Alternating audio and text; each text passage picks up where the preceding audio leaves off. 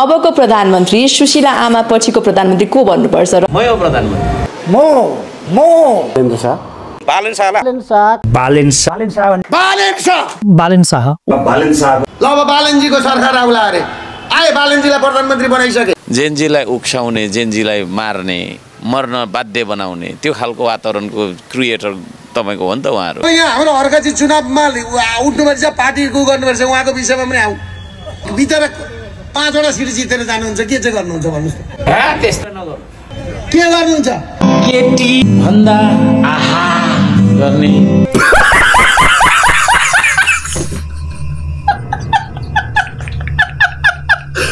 म त उहाँलाई भन्छु चुनावै नलड्नुहोस्। जुन इमेज छ त्यो इमेज बचाउनुहोस्। हर्कजी चुनाव लड्न यो व्यवस्थामा चुनाव लड्न जानुभयो भने तपाईको हुनेवाला केही छैन। साँच्चै म प्रधानमन्त्री भयो भने 24 घण्टामा नि केपी प्रचण्ड, बाबुराम जोसुकै होस्, माधव कुमार नेपाल छ नि त्यो गनाउने ठुस्स परेको मुख पृथ्वीमा हुँदैन थियो।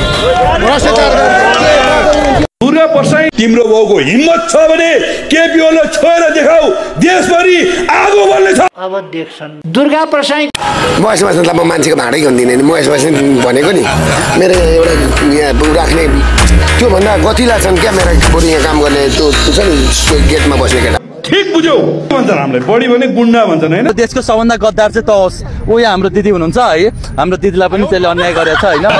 धेरै चाहिएन, एउटै केटीसँग भिड्न सकेको छैन।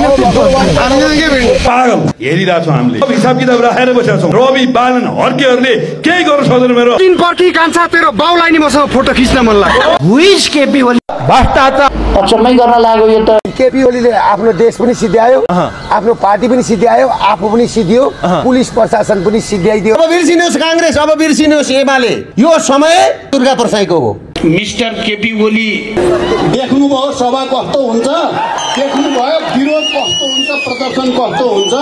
म तपाईलाई चुनौती दिन्छु, उपयोग गर्न खोजे भने म कुनै पनि बेला लात्ताले हानेर निक्लिन सक्छु। त्यो भनेर बस्न पाइन्छ? अब केपी ओलीले प्रधानमन्त्रीबाट पनि राजीनामा गर्नुपर्छ, पार्टी अध्यक्षबाट पनि राजीनामा गर्नुपर्छ। हाम्रो जितलाई अब कसैले रोक्न सक्ने छैन। म अगाडि लागे, माधवजी लगायत हामी नेताहरू अगाडि लागेका छौँ। अहिले केपी ओली भन्दा फेरि प्रचण्ड चाहिँ नि लाई चाहिँ नि के चढेको, सनक चढेको हो। यहीँबाट च्यालेन्ज गर्छु कि हिजो मसँग केपी ओलीले घुँडा टेकेको, एमाले घुँडा टेकेको, युवा संघले घुँडा टेकेको, तिमीलाई माइती घरमा ल्याएर दल्नु नपरोस्। मेरो टिमले नि घरमा गएर निकालेर भकुर्नु नपरोस्, लातको लात त्यो कुरा भन्दिनँ हुन्छ। खबरदार, सागर की तूफान को भी हमने बस में किया है, पहाड़ व चट्टान का पथ मोड़ दिया है। यो 2 दिनको लीला हो गया यो। देखिस् दुर्गा प्रसाई मेरो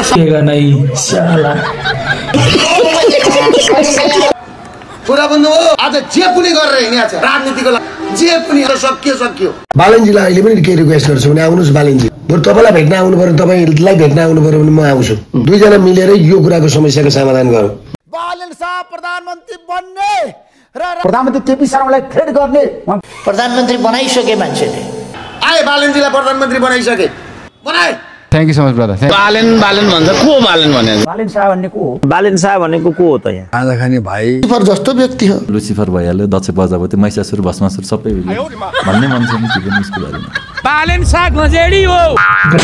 बालेन शाह यो देशको एक दिन जन अनुमोदित प्रधानमन्त्री हो, लेखेर राख्नुस्। बालन शाह हो कि महादेव शाह हो? बालन शाह त्यसको ठुलो चलखेल भएको छ र अन्तर्राष्ट्रिय लगानीमा प्रत्यक्ष निर्वाचित प्रधानमन्त्रीको वकालत गरेर प्रधानमन्त्री बनाएर यो देश कब्जा गर्ने विदेशीको खेल चाहिँ सो बालेन शाह भन्ने कुरा त सबैलाई थाहा छ। गलत छ यो, एकदम गलत कुरा।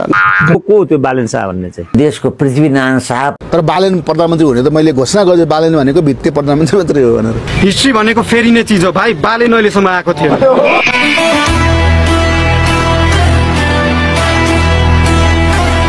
तपाईँले यहाँ दारू हान्ने भिडियो खिचे कसले सिसान? और अभी तो रुको, क्लाइम्याक्स अभी बाँकी। एक अक्षरबाट शब्द अनि मन्त्र भएमा तिमीले मायाले बाँध्यौ अनि स्वतन्त्र भएमा। भाइ त्यस्तो नेता हुँदैन, त्यस्तो लिडर हुँदैन। देश कसले चलाएको रहेछ? चर्चा गर्न पर्ने आवश्यकता पनि अब लगभग रहेन। बालेनले फर्काउनु पर्ने काम छैन। चलाउन चाहे त चल्छ, अहिले चलाउने पछि हामी छैन। मलाई त प्रधानमन्त्री नभइकन त म बस्नै सक्दिनँ क्या, म त छटपट्टि नै हुँ। तर तपाईँलाई एउटा कुरा चाहिँ म स्पष्ट के भनिदिन्छु भने यो देश कसरी चलेको छ, काङ्ग्रेसको प्रधानमन्त्री होस् या एमालेको होस् या माओवादीको होस्, देश प्रधानमन्त्रीले चलाइरहेको अवस्था छ। त्यो तितो यथार्थ हो। जो र जुन पार्टीको प्रधानमन्त्री सरकार भए पनि देश चलाउने बिचका मान्छेले चाहिँ त्यस बिचौलियाले नै छ। गजब लागेर आयो क्या यहाँ भन्दा भन्ने ठाउँ छैन हाम्रो हजुरबुवालाई। यो हाबुको सरकारलाई देश जिम्मा लगाइदिएर हामी विदेश भाग्छ। ठुला कुरा टाका राष्ट्रिय जेजीको डरले कट्टुमा मुतेर भागेको होस् नि, टाका नभागिने भनेको त म कुटाइ खाएँ तर भागिनँ। यहाँ बिल्कुल ठुला कुरा गर्दो रहेछ यहाँ। अहिले के का शेरबहादुर भाइ यहाँ त्यही मान्छे हो, त्यही हो प्रधानमन्त्रीबाट मलाई निकाले। बेलीका झोले चाहिँ कहाँ छन् अहिले? बेली बाहिर हो को त्यो बालन शाह भन्ने चाहिँ